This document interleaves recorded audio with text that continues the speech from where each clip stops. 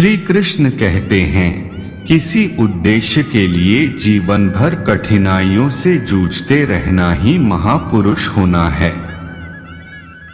कठिनाइयों से गुजरे बिना कोई भी अपने लक्ष्य को नहीं पा सकता। श्री कृष्ण का कहना है कि जिस उद्देश्य का मार्ग कठिनाइयों के बीच नहीं जाता, उसकी उच्चता में संदेह करना चाहिए। ऐसी नहीं कि संसार के सारे महापुरुष असुविधापूर्ण परिस्थिति में ही जन्मे और पले हों।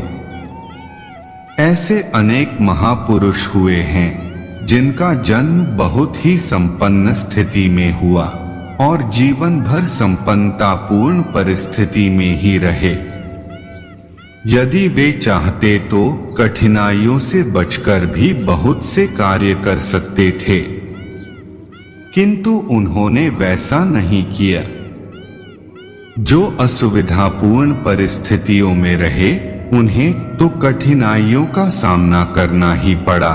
साथ ही जिन्हें किसी प्रकार की असुविधा नहीं थी, उन्होंने भी कठिन कामों को हाथ में लेकर कठिनाइयों को इच्छापूर्वक आमंत्रित किया। वास्तव में बात यह है कि कठिनाइयों के बीच से गुजरे बिना मनुष्य का व्यक्तित्व अपने पूर्ण चमत्कार में नहीं आता, और न सुविधापूर्वक पाया हुआ ही किसी को पूर्ण संतोष देता है। कठिनाइयां एक ऐसी खराद की तरह हैं जो मनुष्य के व्यक्तित्व को तराशकर चमका दिया करती हैं। कठिनाइयों से लड़ने और उन पर विजय प्राप्त करने से मनुष्य में जिस आत्मबल का विकास होता है, वह एक अमूल्य संपत्ति होती है, जिसको पाकर मनुष्य को अपार संतोष होता है। कठिनाइयों से संघर्ष पाकर जीवन में एक ऐसी तेजी उत्पन्न हो जाती है जो पथ के समस्त झाड़ झंखाड़ों को काटकर दूर कर देती है। एक चट्टान से टकराकर बढ़ी हुई नदी की धारा मार्ग के दूसरे अवरोध को सहज ही पार कर जाती है। श्री कृष्ण कहते हैं, अपने व्यक्तित्व को पूर्णता की चरमावधि पर पहुंचाने के लिए ही भारतीय ऋषि मुनियों ने तपस्या का कष्टसाध्य जीवन अपनाया। घर की सुख सुविधाओं को छोड़कर अरण्य आश्रमों का कठिन जीवन स्वीकार किया। हर आर्य गृहस्थ का धार्मिक कर्तव्य रहा है कि वह जीवन का अंतिम चरण सुख सुविधाओं को त्याग कर कठिन परिस्थितियों में व्यतीत करने के लिए वानप्रस्थ तथा संन्यास ग्रहण किया करता था। भारतीय आश्रम धर्म के निर्माण में एक उद्देश्य यह भी रहा है कि घर गृहस्थी में सुख सुविधाओं के बीच रहते रहते मनुष्य के व्यक्तित्व में जो निस्तेजता और ढीलापन आ जाता है, वह संन्यस्त जीवन की कठोरता से दूर हो जाए और व्यक्ति अपने परलोक साधना के योग्य हो सके। कठिनाइयां मनुष्य को धमकाने और उसे तेजवान बनाने के लिए ही आती हैं। कठिनाइयों का जीवन में वही महत्व है जो उद्योग में श्रम का और भोजन में रस का। श्री कृष्ण कहते हैं, जीवन को अधिकाधिक कठोर और कर्मठ बनाने में कठिनाइयों की जिस प्रकार आवश्यकता है, उसी प्रकार चरित्र निर्माण के लिए भी कठिनाइयों की उपयोगिता है।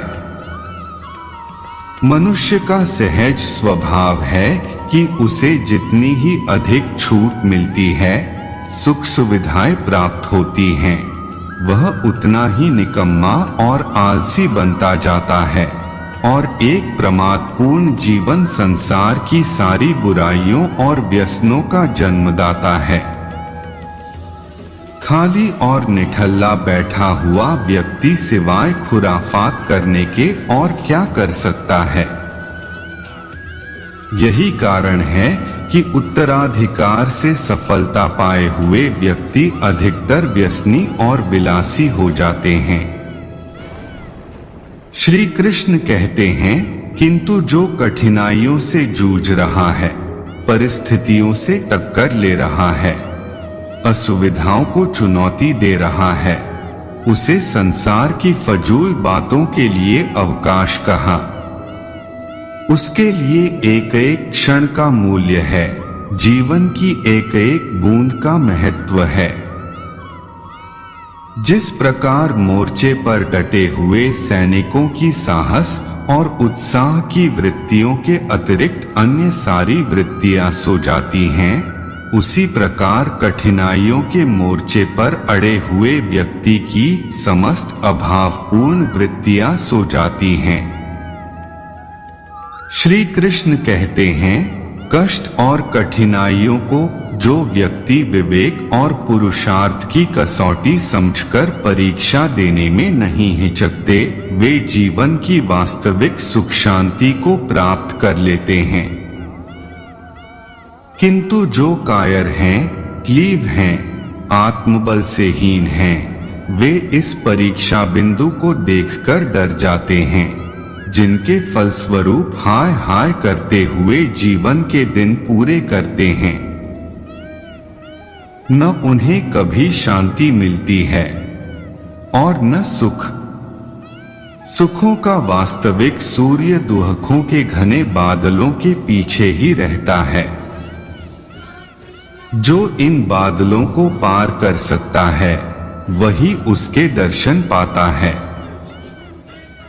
जो दुहकों के गंभीर बादलों की गड़गड़ाहट से भयभीत होकर दूर खड़ा रहता है, वह जीवन भर सुख सूर्य के दर्शन नहीं कर सकता। वास्तविक सुख को प्राप्त करने के लिए आवश्यक है कि संसार के दुहकों का झूठा पर्दाफाश किया जाए। शीतलता का सुख लेने के लिए गर्मी को सहन करना ही होगा। श्री कृष्ण कहते हैं, केवल मात्र सुख सुविधाओं से भरा जीवन अधूरा है। जब तक मनुष्य दुहकों का अनुभव नहीं करता, कष्टों को नहीं सहता, वह अपूर्ण ही रहता है। मनुष्य की पूर्णता के लिए दुहक तकलीफों का होना आवश्यक है। दुहकों की आग में तपे बिना मनुष्य के मानसिक मल दूर नहीं होते, और जब तक मल दूर नहीं होते, मनुष्य अपने वास्तविक रूप में नहीं आ पाता। इसके अतिरिक्त कष्ट क्लेशों का सबसे महत्वपूर्ण उपयोग यह है कि उनके आगमन पर गरीब को बड़ी तीव्रता से ईश्वर की याद आती है।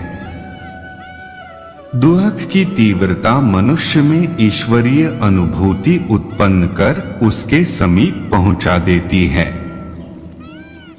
कष्ट और क्लेशों के रूप में मनुष्य अपने संचित कर्मफलों को भोगता हुआ शनैः शनैः परलोक का पथ प्रशस्त किया करता है।